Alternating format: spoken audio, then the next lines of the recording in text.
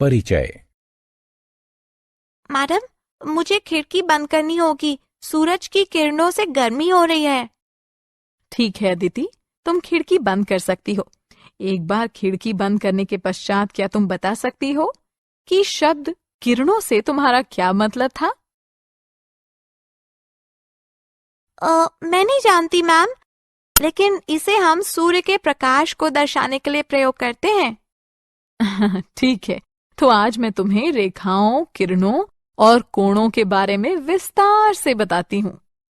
बच्चों, इस पाठ में हम कोणों और उनके प्रकारों के बारे में जानेंगे। हम रेखाओं, रेखाओं के युग्मों तथा समानांतर रेखाओं के बारे में भी सीखेंगे। उद्देश्य। इस पाठ के अंत में आप निम्न करने में सक्षम हो जाएंगे: विभिन्न प्रकार के कोणों को पहचानना, रेखाओं तथा रेखाओं के युग्मों का वर्णन करना, समानांतर रेखाओं की व्याख्या करना। अवलोकन। रेखाएं कई प्रकार की होती हैं, जिनका उपयोग आप एक आसान सा चित्र बनाने के लिए करते हैं। आप एक साधारण घर, एक सूर्य इत्यादि बना सकते हैं एवं आप इन चित्रों को निरूपित करने के लिए सरल रेखाओं का उपयोग करते हैं। आइए उपयोग होने वाली इन रेखाओं के विभिन्न प्रकारों को देखें। रेखा।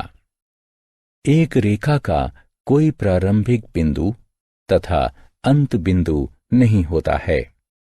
आप दोनों दिशाओं में एक रेखा को असीम रूप से फैला सकते हैं। रेखाखंड। एक रेखाखंड का एक प्रारंभिक बिंदु तथा एक अंत बिंदु होता है। किरण। एक किरण का आरंभिक बिंदु होता है, किंतु अंत बिंदु नहीं होता है। कोण। समान प्रारंभिक बिंदु वाली दो किरणों से एक कोण की रचना की जाती है। प्रारंभिक बिंदु को शीर्ष कहा जाता है तथा किरणें कोण की भुजाएं कहलाती हैं। संबंधित कोण। एक कोण को दो किरणों के मिलन के रूप में परिभाषित किया जाता है, जिनका अंत बिंदु एक ही होता है। कोण की भुजाएं दो किरणें होती हैं, जबकि शीर्ष उसके उभयनिष्ठ अंत बिंदु होते हैं। चार प्रकार के कोण होते हैं। वे इस प्रकार हैं: पूरक कोण, संपूरक कोण, आसन्न कोण तथा ऊर्ध्वाधर कोण। अब सभी कोणों को संक्षेप में देखते हैं। पूरक कोण वे कोण होते हैं जिनके दोनों कोणों की मापों का योग 90 अंश होता है। संपूरक कोण वे कोण होते हैं जिनके दो कोणों की मापों का योग 180 अंश होता है। आसन्न कोण वे कोण होते हैं जिनका एक उभयनिष्ठ शीर्ष होता है तथा एक उभयनिष्ठ भुजा होती है, किंतु कोई अंत बिंदु उभयनिष्ठ नहीं होता है। जिनकी भुजाएं उभयनिष्ठ नहीं होती हैं, ऐसी भुजाओं के रूप में किरणों वाले आसन्न कोणों का युग्म एक रैखिक युग्म कहलाता है। ऊर्ध्वाधर कोण वे कोण होते हैं जिसके दोनों कोणों का एक शीर्ष उभयनिष्ठ होता है तथा जिसकी भुजाएं दो रेखाओं का निर्माण करती हैं। प्रतिच्छेदी रेखाएं।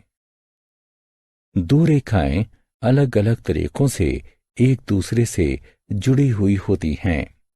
आइए प्रत्येक तरीके को अलग अलग देखते हैं।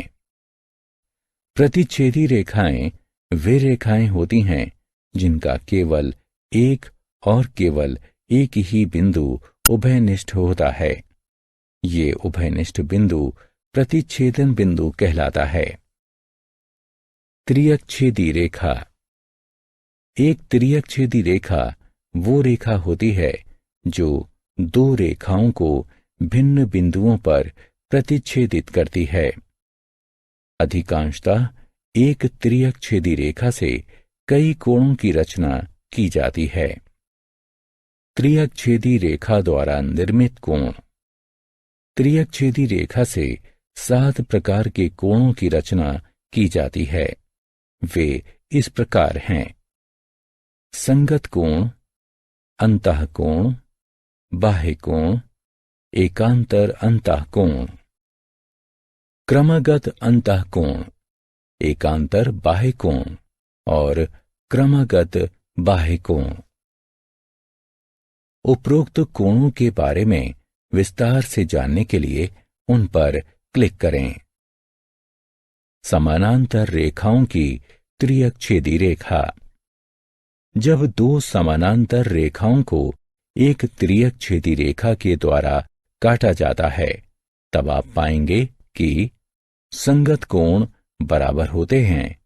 एकांतर अंतःकोण का प्रत्येक युग्म समान होता है और अंतःकोणों का युग्म संपूरक होता है। समानांतर रेखा। दो रेखाएं समानांतर होती हैं यदि वे सदैव समान दूरी पर स्थित हों एवं आपस में कभी नहीं मिलती हों। आप त्रियकछेदी रेखा द्वारा काटकर भी इसकी जांच कर सकते हैं कि रेखाएं समानांतर हैं अथवा नहीं। यदि उनके संगत कोण समान होते हैं, एकांतर अंतःकोण के युग्म समान एवं संपूरक होते हैं, तब रेखाओं को समानांतर होना चाहिए। सारांश। आइए हमने जो कुछ भी सीखा है उसे संक्षेप में दोहराएं। रेखाओं का कोई प्रारंभिक बिंदु नहीं होता है। एक रेखाखंड का केवल एक प्रारंभिक तथा अंत बिंदु होता है। इसी प्रकार एक किरण का प्रारंभिक बिंदु होता है, किंतु कोई अंत बिंदु नहीं होता है। एक समान प्रारंभिक बिंदुओं वाली दो किरणों से एक कोण की रचना की जाती है। दो रेखाएं 4 तरीकों से परस्पर जुड़ी हुई होती हैं। प्रतिच्छेदी रेखाएं, त्रियकछेदी रेखाएं, त्रियकछेदी रेखाओं के कोण तथा समानांतर रेखाओं की त्रियकछेदी रेखाएं। यदि संगत कोणों की मापें तथा एकांतर अंतःकोणों के युग्म समान होते हैं, तब रेखाएं समानांतर होनी चाहिए।